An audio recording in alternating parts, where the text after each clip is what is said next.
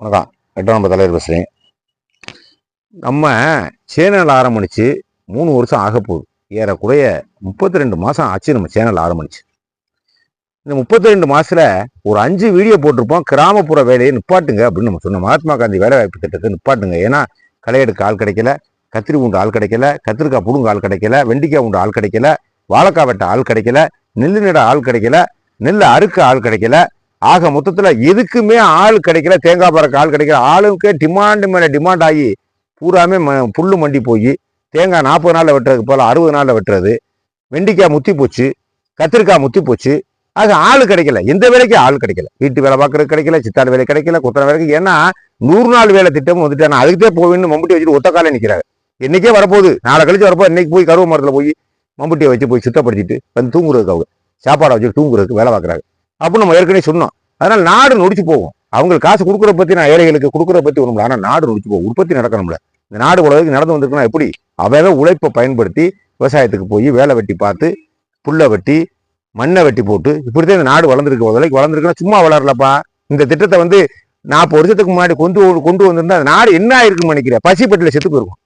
அப்போ இந்த திட்டத்தெல்லாம் தேவையில்லாத திட்டம்னு தனியார்ட்ட வேலை இல்லையா தான் நீ வேலை கொடுக்கணும். இங்க வேலை நிறைய கிடைக்கையா? உன்னை யாரு வேலை, யாரு உன்னை அழுது? எங்களுக்கு விவசாயிக்கு வேலை கிடைக்கலப்பா, அத்தை குளிக்கு வேலை கிடைக்கல, நீ வேலை கொடுக்குறியா இல்லையா அப்படின்னு சொல்லி உன யாருக்கு பசுமறியல் பண்ணாங்களா? யார் ரயில மறைச்சாங்களா? யாராவது கூலி தொழிலாளி ரயில மறைச்சானா? உனக்கு இந்த வேலையை உனக்கு ஏன் செய்யற? நீ வேலை உனக்கு பேர் கிடைக்கணுங்கிறதுக்காக நாடை அழிச்சிட்டு போறதா? உற்பத்தி வேணும் இல்லையா? ஒரு வேலை பார்க்கறோம்னா ரூபா போடுறோம்னா ஒரு 1000 ரூபா போடுறோம்னா அதுக்கு பலன் வேணும்ல. அதுக்கு என்ன பலன்? ஒன்று 2000 கிடைக்கணும், இல்லை 1000 திரும்பி வரணும். 2 லட்சம் போடாலும் 3 லட்சம் போடாலும் ஒத்த பைசா வெளியே வரலைன்னா அரசாங்கத்துடைய கஜானா அந்த அந்த அந்த காசுக்கு வேற இதில் போட்டால் வளருமே நாடு.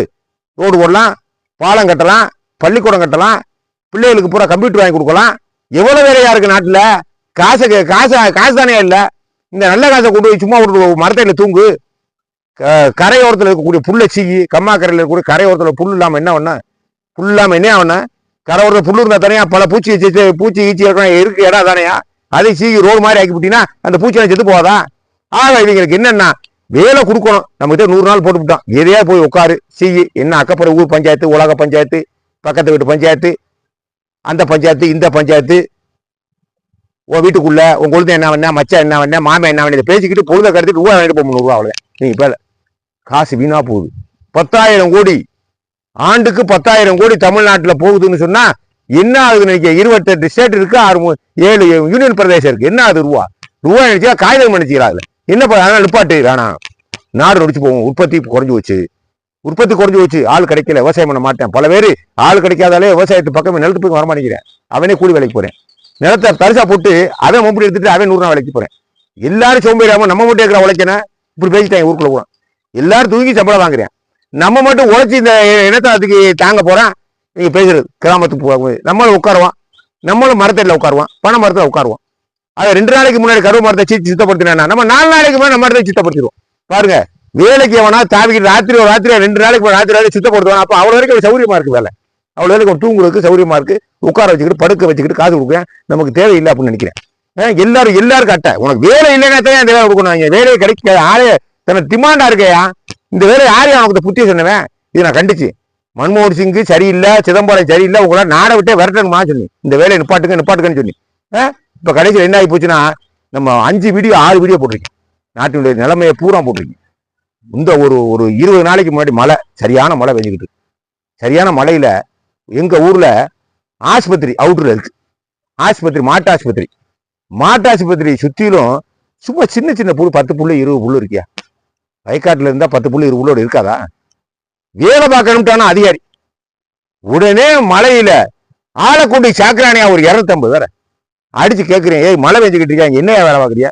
அண்ணா இங்க வாங்க, மழை பெய்யுது, மழை பெய்யல, வெள்ளம் வருது, யுகமே வருது. எங்களால் வேலை நிப்பாட்டுக்கு எங்களுக்கு அது ஆதாரம் கிடையாது, எங்களுக்கு அத்தாரிட்டி கிடையாது, எங்களுக்கு அதிகாரம் கிடையாது. ஆஸ்பத்திரியில் தூங்கிட்டு வரணும்ட்டேன். நாங்கள் அதே மாதிரி தூங்க விட்டுட்டோம். 4 மணி ஆச்சு, மழை விடலை. கையெழுத்து வாங்கிட்டாங்க, வேலை பார்த்தோம். அதை சுத்தப்படுத்தினி, இதை சுத்தப்படுத்தினி.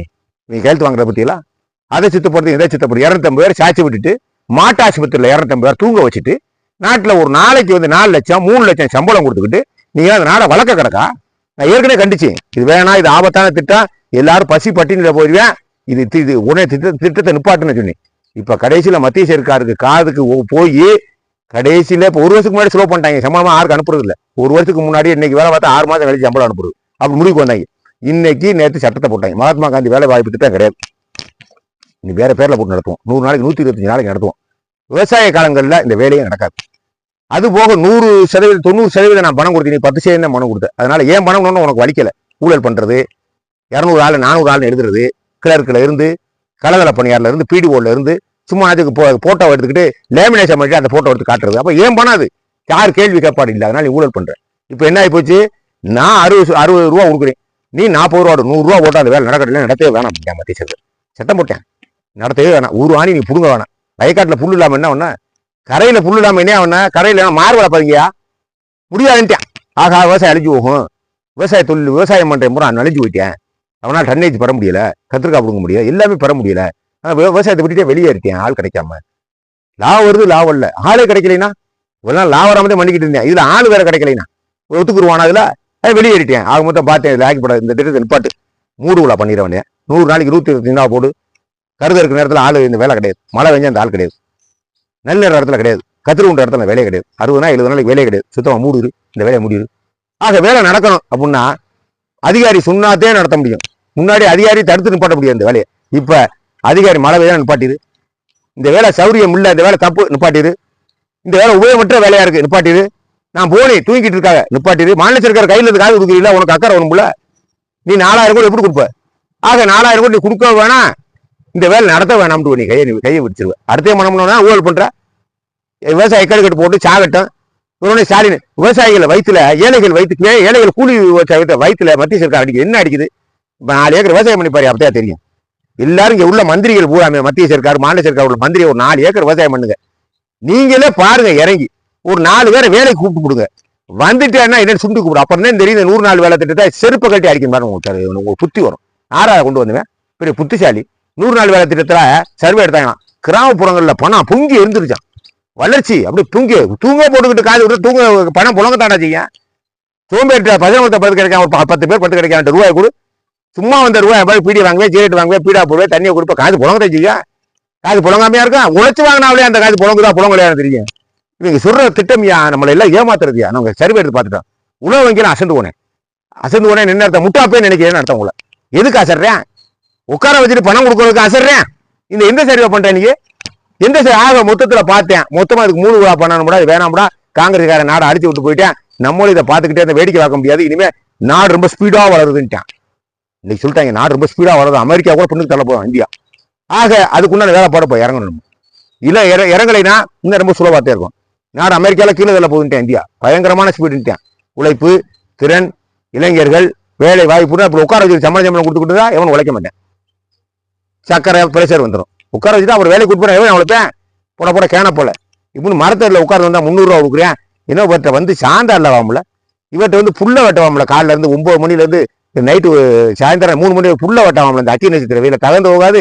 இந்த 100 நாள் வேலை அட்டையை வாங்கி சும்மா படுத்துக்கிறதா எனக்கு 300 ரூபா வருது. நீங்க பேசுற பேச்சு கிராமப்புறங்கள் ஆக மொத்தத்தை அத்தை சோம்பேறி ஆயிட்டேன். உழைப்பு நான் என்னென்ன மறந்துடுவேன். இது தப்பு அப்படின்னு நம்ம சொன்னோம். அப்போ இப்போ நிப்பாட்ட போறாங்க. இது ரைட்டு, நிப்பாட்டுங்க.